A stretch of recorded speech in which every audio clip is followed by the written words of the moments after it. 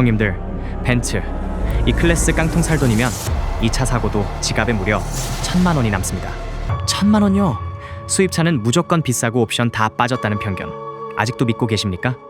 7천만 원 중반에서 1억이 넘어가는 정가표 달아놓고 월말만 되면 수백에서 1,000만 원씩 가격을 들었다 놨다 하는 제조사의 영악한 고무줄 프로모션 때문에 지난달에 제값 주고 산 코어 팬들만 피눈물 흘리고 있습니다.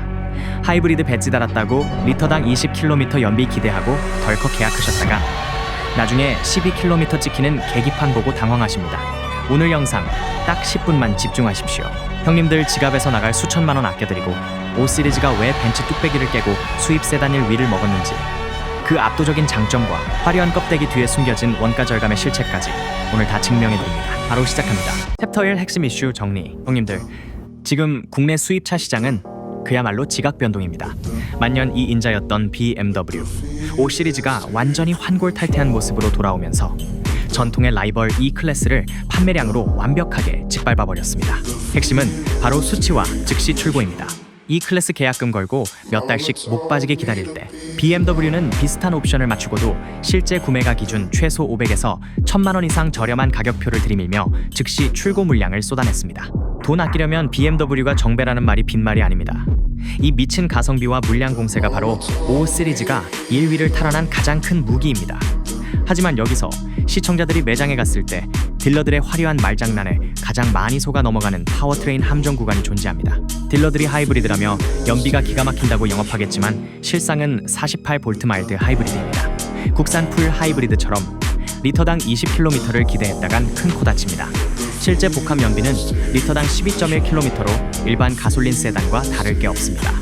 유지비 아끼겠다고 1,290만 원이나 더 비싼 전기차 i5를 사거나 끝물인 디젤 523D를 샀다간 3년 뒤 중고차 감가폭탄에 피눈물을 흘리게 됩니다. 화려한 장점 이면에 숨겨진 이 뼈아픈 수싸움을 지금부터 하나씩 베일을 벗겨드리겠습니다.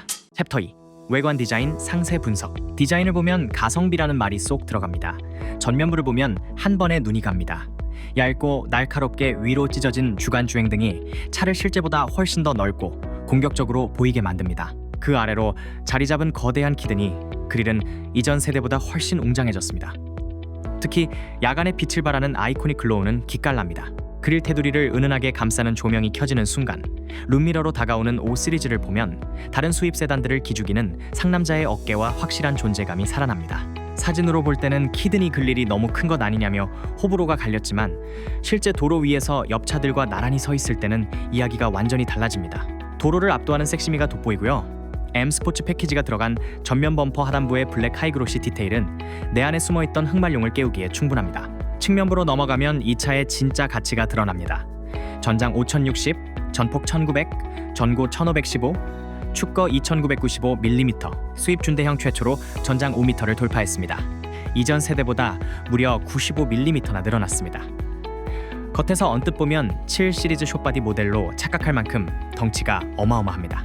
쭉 뻗은 캐릭터 라인과 C필러에 음각으로 새겨진 숫자 5는 브랜드의 자부심을 보여주고 매끈하게 떨어지는 루프 라인은 과거의 보수적인 세단에서 벗어나 스포티한 감각을 극대화했습니다. 하차감 하나만큼은 이 가격대에서 적수가 없습니다. 후면부 디자인도 맛깔나게 냈고요. 얇고 길게 두 줄로 뻗은 테일램프는 전면부의 날카로움과 통일감을 주면서도 차체를 더욱 넓고 안정적으로 보이게 합니다. 범퍼 하단부는 머플러를 과감하게 숨기고 큼지막한 디퓨저를 배치해 전기차 시대로 넘어가는 과도기의 세련미를 듬뿍 담았습니다. 전체적으로 차가 커 보이고 낮아 보이며 스포티합니다. 이런 강렬하고 세련된 디자인은 3050 형님들의 지갑을 열기에 충분한 매력을 지녔습니다. 그런데 형님들, 5060mm라는 압도적인 크기가 무조건 좋기만 할까요?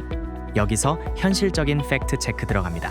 차가 크다는 건 밖에서 볼 땐 웅장하지만 형님들이 매일 퇴근하고 들어가는 구축 아파트, 지하 주차장이나 좁은 마트 주차장에서는 그야말로 식은땀 나는 크기입니다. 좁은 주차칸에 차를 우겨 넣을 때마다 문콕 스트레스에 시달려야 하고 골목길 지날 때마다 신경이 곤두서는 체감 스펙이라는 점, 계약서에 사인하기 전에 반드시 인지하셔야 합니다. 챕터 3 실내 디자인과 사용성. 실내로 들어가면 탄성이 절로 나옵니다. 이번 5 시리즈 실내의 핵심은 7 시리즈에서 그대로 이식해온 크리스탈 인터랙션 바입니다.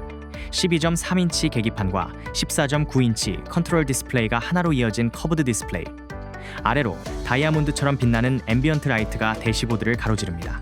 온도 조절이나 비상 등 전멸에 따라 색상이 살아 움직이듯 변하는 이 조명은 야간에 문을 여는 순간 돈값 제대로 했구나 라는 시각적 오르가즘을 선사합니다. 기어노브 역시 렉서스 부럽지 않은 토글식 크리스탈로 마감되어 손에 닿는 감촉부터가 예술입니다. 가장 저렴한 520i 깡통 트림부터 앞좌석 통풍 시트, 열선 시트가 기본으로 다 들어가 있습니다.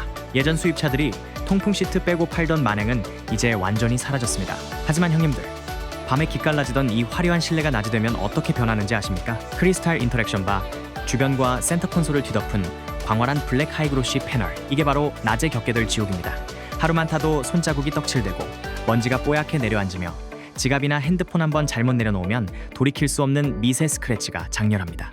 매일 융단으로 닦고 관리할 자신 없으시면 이 화려함의 이면을 감당하셔야 합니다.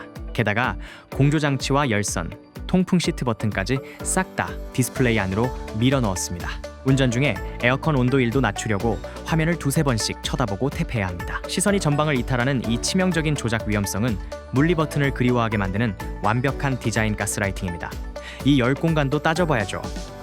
휠베이스가 3m에 육박하니 레그룸은 충분합니다. 어린 자녀를 태우거나 부모님을 모시기에 부족함이 없습니다. 하지만 내연기관과 전기차를 함께 수용하는 공용 설계의 한계는 남았습니다. 2열 가운데 센터 터널이 높게 솟아있어 성인 3명이 나란히 앉기엔 불편하고 바닥과 시트 포지션도 다소 높아 덩치 큰 성인은 헤드룸이 답답하게 느껴질 수 있습니다. 탭터사, 파워트레인 심층 분석. 파워트레인으로 넘어가 볼까요? 가장 많이 팔리는 520i와 530i에는 48V 마일드 하이브리드 시스템이 들어갔습니다. 48V 모터가 엔진 진동을 완벽하게 잡아주면서 정차 후 출발할 때나 스톱앤고 작동 시 이질감이 제로에 가깝습니다. 실내 정숙성은 렉서스 ES 부럽지 않을 만큼 우아하고 완벽합니다. 고속도로에 올리면 역시 BM은 BM이다 라는 감탄이 나옵니다. 바닥에 자석처럼 붙어서 나가는 고속 안정성과 롤링을 억제하는 셰시 세팅은 장거리 운전의 피로를 싹 날려줍니다. 하지만 연비는 속으시면 안 됩니다. 앞서 경고했듯 복합 연비 리터당 12.1km입니다.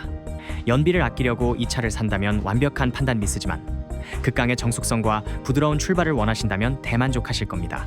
190마력의 520i는 도심 주행에서는 차고 넘치지만 고속도로에서 추월 가속을 할 때는 덩치에 비해 살짝 숨이 찹니다. 시원한 출력을 원해서 258마력의 530i로 눈을 돌리면 차값이 단숨에 8천만 원대로 훌쩍 뜁니다. 기가 막힌 트림간, 옵션 장난입니다. 여기서 3050 가장들을 유혹하는 M 스포츠 패키지, MSP의 함정을 짚고 넘어가야 합니다. 20인치 거대한 휠과 단단해진 M 스포츠 서스펜션, 혼자 탈 때는 코너를 칼같이 돌며 BMW 특유의 짜릿한 손맛을 줍니다. 이거다 싶습니다. 그런데 주말에 뒷좌석에 와이프와 아이들을 태우고 요철을 넘는 순간 노면의 충격이 가족들의 요추로 고스란히 전달됩니다. 덜컹거리는 승차감에 뒷자리에서 원망이 쏟아집니다. 패밀리카로 쓰실 거라면 멋부리다 가족들 멀미나게 하지 마시고 하체가 유연하고 부드러운 기본형 모델을 선택하시는 게 정신건강에 좋습니다. 챕터 5. 핵심 기능 및 첨단 장비. 이번 8세대 5 시리즈에 들어간 첨단 장비들은 수입차 내비게이션은 쓰레기다라는 기존의 해묵은 공식을 완벽하게 박살냈습니다. 스마트폰 거치대를 과감히 던져버려도 좋은 한국형 순정 티맵이 계기판과 중앙 디스플레이 그리고 헤드업 디스플레이까지 완벽하게 연동됩니다. 수입샷 하면서 폰 화면 보느라 고개 돌릴 필요가 없다는 뜻입니다. 여기에 BMW의 자랑인 드라이빙 어시스턴트 프로페셔널은 고속도로 주행 피로를 절반 이하로 덜어주는 핵심 무기입니다. 카메라와 레이더 센서가 차선 중앙을 칼같이 물고 늘어지고 앞차가 멈추면 유연하게 속도를 줄여줍니다. 하지만 형님들, 맹신은 금물입니다. 이건 운전자가 손 놓고 자는 자율주행이 아니라 어디까지나 운전자를 돕는 주행 보조 장치입니다. 도로 상황과 차선 상태에 따라 기능이 제한될 수 있고 시스템이 언제든 운전자에게 제어권을 넘길 수 있기 때문에 항상 전방을 주시하고 직접 개입할 준비를 하셔야 합니다. 편하기는 기가 막히지만 운전의 최종 책임까지 BMW가 대신 져주는 장비는 아니라는 뜻입니다. 챕터 6. 가격과 트림 분석. 이제 실제 계약서 도장 찍기 전 우리 지갑에서 나갈 진짜 숫자를 뜯어보겠습니다. 가솔린 기본형 520i 베이스 모델의 공식 출고가는 7,200만 원부터 시작합니다. 반면 겉보기엔 똑같지만 배터리로만 움직이는 순수 전기차 i5 eDrive 40은 8,490만 원부터 시작하죠. 두 트림의 공식 가격 차이만 무려 1,290만 원입니다.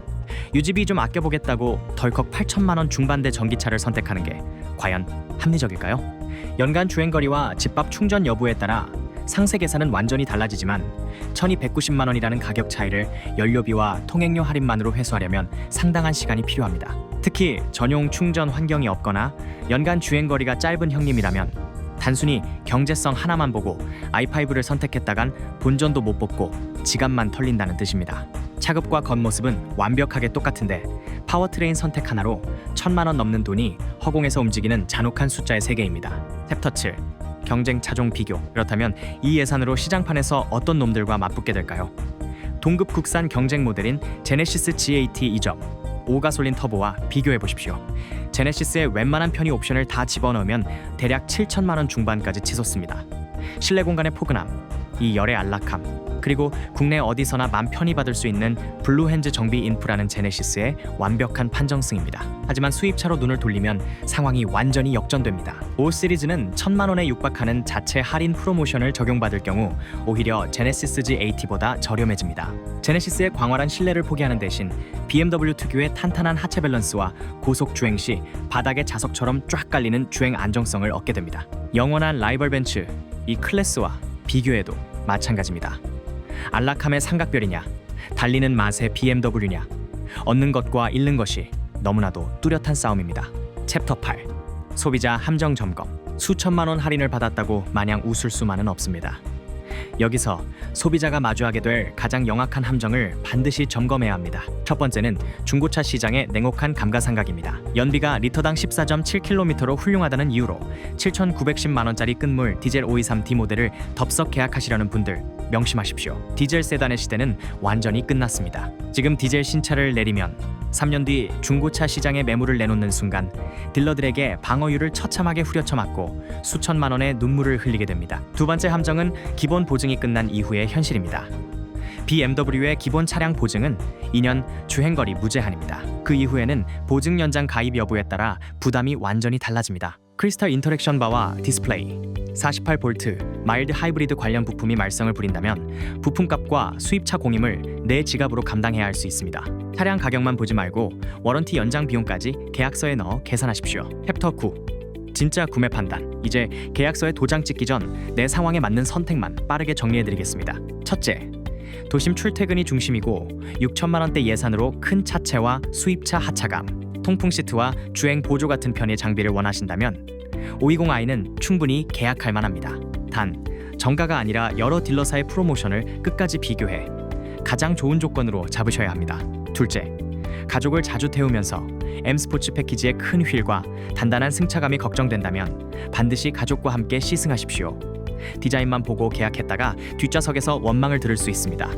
셋째, 이 열 안락함과 넓은 실내, 편리한 정비망이 최우선이라면 GAT를 함께 타보시고 삼각별의 승차감과 브랜드 감성을 포기하지 못한다면 이 클래스의 실제 할인 조건까지 비교한 뒤 결정하십시오.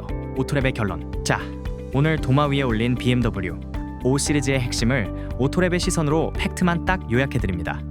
이 차의 가장 강력한 무기는 역설적이게도 스포츠 세단 특유의 하드코어한 운동 성능이 아닙니다.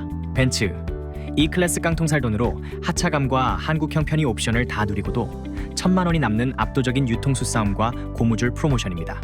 이 가격 격차가 수입 세단 판매량일 위를 찍게 만든 가장 본질적인 원동력입니다. 반대로 반드시 확인하셔야 할 치명적인 약점은 딜러들의 화려한 마케팅 말장난에 숨겨진 48V 마일드 하이브리드의 연비적 한계입니다. 리터당 20km씩 달리는 국산 풀 하이브리드를 생각했다간 리터당 12.1km 찍히는 계기판을 보고 지갑 사정에 깊은 배신감을 느끼게 됩니다. 오토랩이 내리는 최종 판단입니다. 기름값 몇 푼 아끼겠다는 환상만 걷어낸다면 이 차는 현존하는 6천만 원대 수입 세단 중 대안이 없는 가장 완벽한 정배가 맞습니다. 단, 연비 좀 아끼겠다고 차값이 700만 원이나 비싼 디젤 523D를 사거나 유지비 아끼겠다고 1300만 원을 더 얹어서 순수 전기차 i5를 사는 만행은 저지르지 마십시오. 기름값 아끼려다 3년 뒤 중고차 시장에서 방어율 완전히 후려쳐 맞고 피눈물 흘리는 감가폭탄의 주인공이 됩니다. 현 시점 가장 영리한 소비는 오직 520i 가솔린 모델을 프로모션 최대치로 조율해서 잡아오는 것뿐입니다. 형님들은 같은 예산이라면 BMW 520i, 제네시스 G80, 벤츠, 이 클래스 중 어디에 계약서를 던지시겠습니까? 새 차종 가운데 형님들의 최종 선택과 그 이유를 댓글로 남겨주십시오. 실제로 5 시리즈 견적을 받아보신 분들은 어느 정도의 할인 조건을 제시받았는지도 함께 공유해주시면 계약을 앞둔 다른 형님들의 지갑을 지키는데 큰 도움이 됩니다. 오늘 영상이 수천만 원짜리 계약서를 결정하는데 조금이라도 도움이 되셨다면 구독과 좋아요로 오토랩의 다음 실구매 리포트도 함께 해주십시오. 오토랩은 다음 영상에서도 제조사가 숨기고 싶은 숫자와 계약 전에 반드시 알아야 할 함정을 끝까지 파헤쳐 돌아오겠습니다. 지금까지 대한민국 자동차 실구매 비교 리포트 오토랩이었습니다. 감사합니다.